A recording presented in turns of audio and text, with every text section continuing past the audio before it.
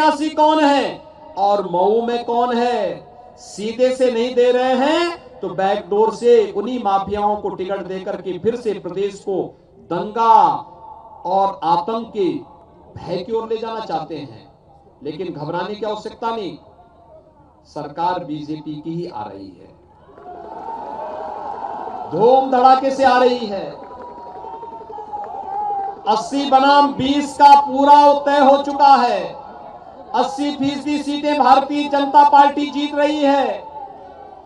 और मैंने तो इसीलिए प्रदेश भर के जितने भी बुलडोजर थे सबको अभी से मैंने मरम्मत के लिए काम पे लगा दिया है। मैंने कहा अगले एक महीने के अंदर इनको मरम्मत करके ठीक करो। इनकी आवश्यकता 10 मार्च के बाद पड़ेगी।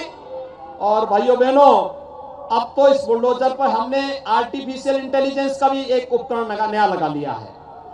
ढूंढ करके माफियाओं को ढूंढो और निसंकोच एक हाथ पर विकास की छड़ी और दूसरे हाथ पर बुलडोजर का स्टीयरिंग लेकर के पूरे प्रदेश के अंदर घूम पड़ो।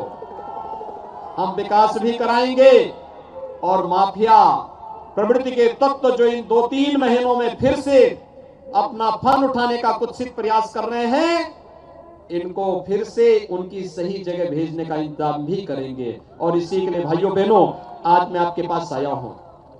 सरोजनी नगर विधानसभा विकास की एक नई प्रक्रिया के साथ जुड़ रहा है और ये नई प्रक्रिया है जिसमें भाइयों बहनों हम लोगों ने यहां पर एसजीपीजीआई के पुनरुद्धार की कार्रवाई कर रहे हैं।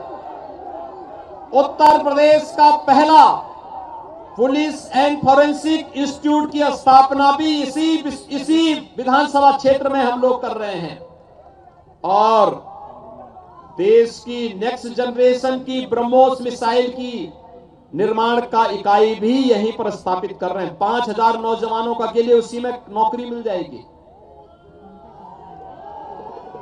आज पूर्वांचल एक्सप्रेस हो या किसान पथ, सरोजनी नगर विधानसभा क्षेत्र उससे सर्वाधिक लाभान्वित हो रहा है।